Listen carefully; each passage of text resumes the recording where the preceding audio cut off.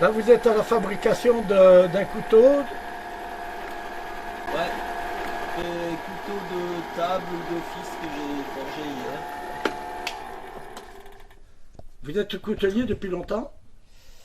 Et ça fait un peu plus de 4 ans que c'est mon activité principale. Et vous vous Ouais. êtes lancé dans la coutellerie occasionnellement ou vous aviez déjà une Bah au formation? début oui, non non, j'ai aucune formation. Euh, Aucune formation. J'ai tout appris sur le tas en glanant des infos de ci, de là. Et puis bah, en mettant en pratique, et puis en faisant des erreurs, et puis en recommençant, Pour etc. devenir coutelier, il faut quand même quelques machines, il faut un four. Bah, il y a différentes façons de faire des couteaux. Moi, je me régale à forger les lames, parce que on peut aussi faire des couteaux sans forger du tout, en découpant les lames dans du plat, en fait, un fer plat, enfin, des barres d'acier, quoi. Moi, j'ai choisi de forger, du coup, j'ai la petite forge là, petite forge à gaz, l'enclume, le marteau pilon. Donc ça va être pour la partie forge, quoi. Et vous partez Et sur quel principe de couteau? toutes sortes de couteaux, hein. Après, Couteau de chasse? ça peut m'arriver selon les demandes, hein. Après, je fais voilà, du couteau, pas mal de couteaux de cuisine. Ça, c'est le couteau de cuisine, ouais.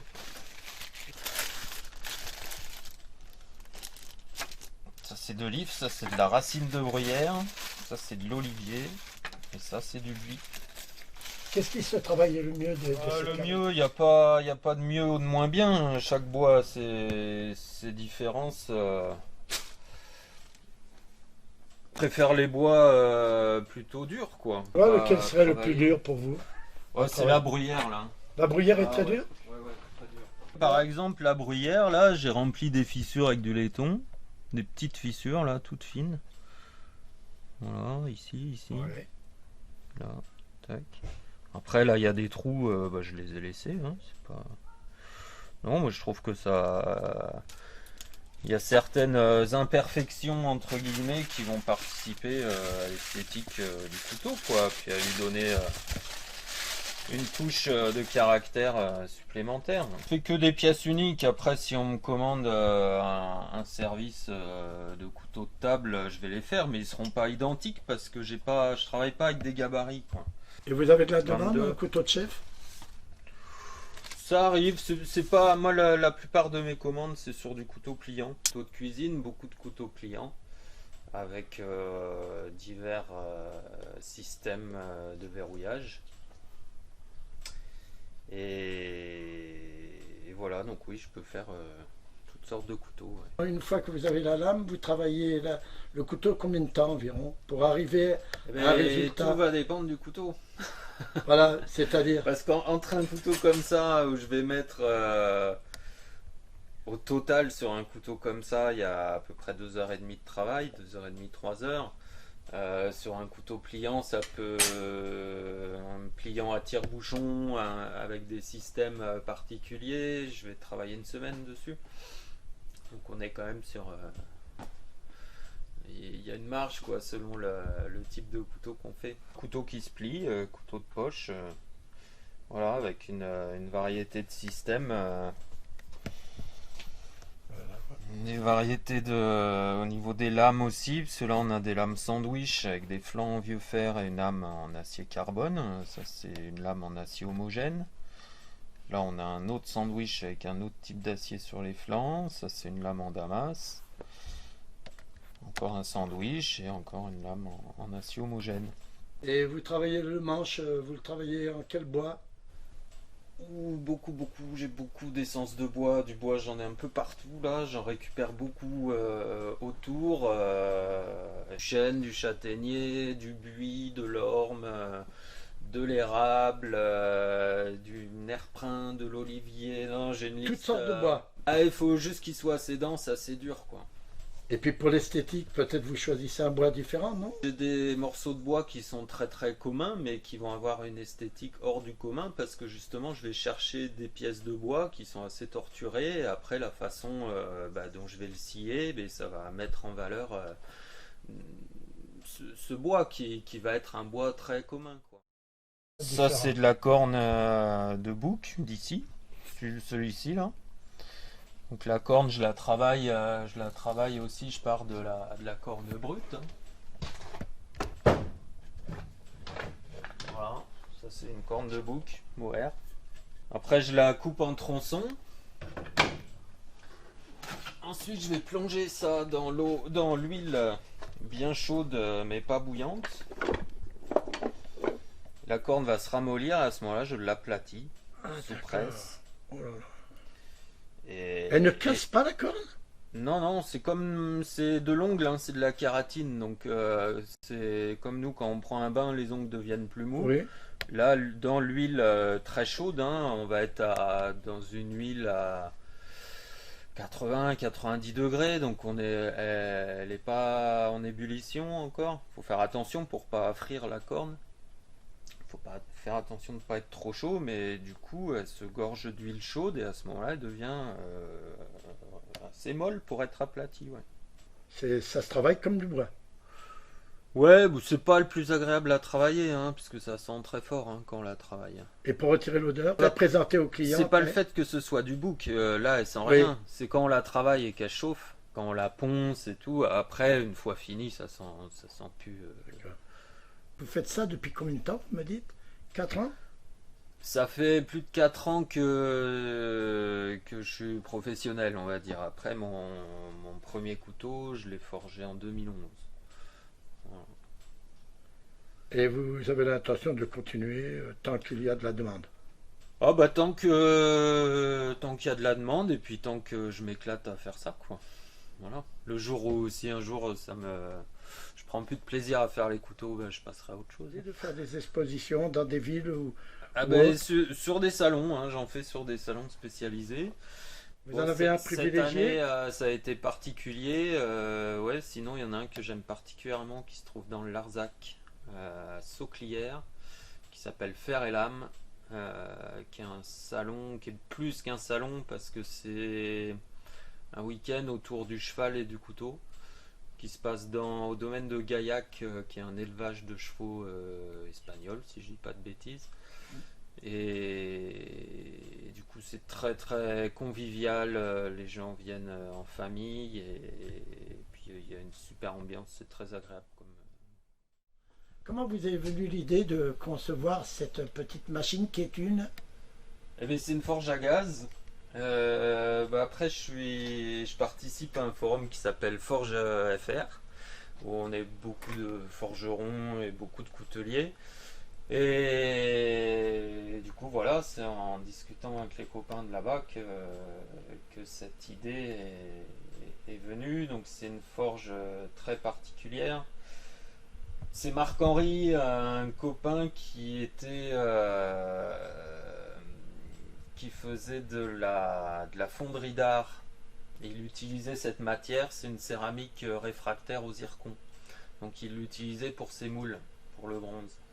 Et il a eu l'idée ensuite de l'appliquer à la forge. Donc là, j'ai construit un moule en carton et je passe mes couches de céramique au fur et à mesure sur ce moule en carton. Là, je suis en train de l'armer avec cette sorte de paille de fer. Donc je vais encore mettre des couches par-dessus. Après, ce sera enveloppé de laine céramique et confiné dans une cuve en métal. Donc voilà, il y aura les deux brûleurs qui rentreront par ici. Et on peut voir à la forme. Donc là, celle-là, elle sera complètement à l'envers, parce que le dessous est là. Mais on peut voir que les brûleurs arrivent dans des alandiers, on appelle ça. Et la flamme va créer un beau vortex dans la forge, ce qui permet d'avoir une chauffe très homogène et pas de point chaud. Et cette céramique au zircon, le zircon a la particularité de refléter les infrarouges. Et cette céramique est très très peu conductrice thermique. Du coup, ça fait que la chaleur reste vraiment piégée dans le foyer, quoi. Voilà, donc ça fait des forges qui montent très très vite en température et où on maintient assez facilement une température stable. Vous préférez fabriquer ce système? Bah là c'est adapté parce que je vais avoir une porte devant, une porte derrière, donc si un jour ça me prend de forger un sabre par exemple. J'ai commencé il y a quelques mois, je l'ai laissé en stand-by parce qu'il y a des matériaux qui sont pas simples à trouver. Donc ben, j'étais à court de matériaux, donc j'ai un peu laissé tomber. Après ben, j'avais des commandes à m'occuper et là je reprendrai peut-être en fin d'été là. Alors ce four, vous l'avez construit presque au départ, puisque ça fait Eh ben, 4 ans. il y a 4 ans. Il y a 4 ans, ouais, donc comparé à celle que la nouvelle que je fabrique, là c'est une autre conception. C'est un corps de forge en Cyporex avec une céramique au zircon qui est badigeonnée sur tout l'intérieur du foyer. On reste sur le principe avec les brûleurs qui arrivent dans des chambres sur les côtés qu'on appelle les alandiers. Et ça permet à la flamme de faire un beau vortex sans avoir de point chaud sur la forge. Pour la chauffe, il faut un temps de combien? Vous montez à combien de degrés surtout? Ça dépend, bah, quand je vais souder à la forge pour faire du damas ou des sandwichs, là je monte à 1150, presque 1200 degrés. Après la température de forge classique, on va être on va commencer à forger autour de 1000 degrés et en fin de forge on va être plutôt dans les 800. On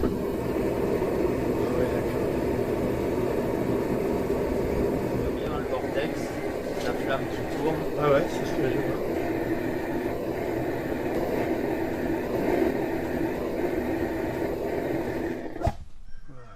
Et là, nous sommes devant. Devant un martinet, voilà, qu'on peut appeler abusivement un marteau pilon, mais le marteau pilon c'est un martinet avec une force ajoutée qui était au début la vapeur et qui est maintenant l'hydraulique. La pédale au pied permet de libérer la roue.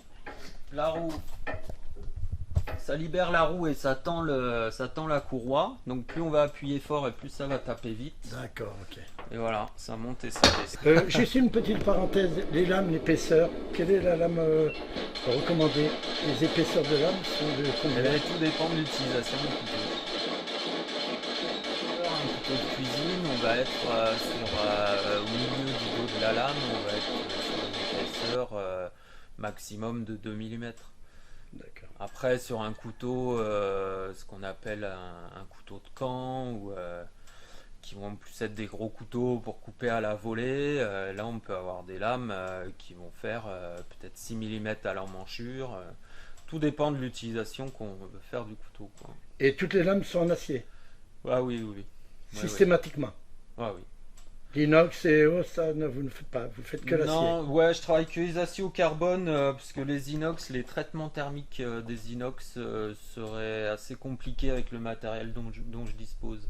Ça demande à être maintenu à température entre 20 minutes et une demi-heure pour la trempe et à une température très stable. Vous trouvez la clientèle, vous vous Ah, démarchez moi comment? je travaille beaucoup sur commande et je diffuse mon travail sur internet. Voilà, j'ai une page sur Facebook. Après, je fréquente des forums spécialisés de passionnés de couteaux et je fais aussi 2 salons spécialisés par an. Comment on en arrive à se trouver ici dans ce petit village, enfin dans ce petit coin perdu? Oh, ben ça, c'est la bienveillance de l'univers qui nous a menés là. Il faut aimer la solitude aussi, parce que c'est assez en retrait de toute ville ou de tout village. Ouais, mais on est bien pour y travailler justement. Et vous êtes en communauté d'artisans, ce que je vois d'artistes, parce que vous êtes des artistes ici. Oh, ben c'est une communauté mais complètement informelle, quoi, hein. Donc si on veut vous retrouver, on vous retrouve sur Internet. Sur internet, Sur les ouais, pages Facebook. sur les pages Facebook, Thomas Leca, et le nom de ma petite entreprise c'est Sur le fil, lame et bois.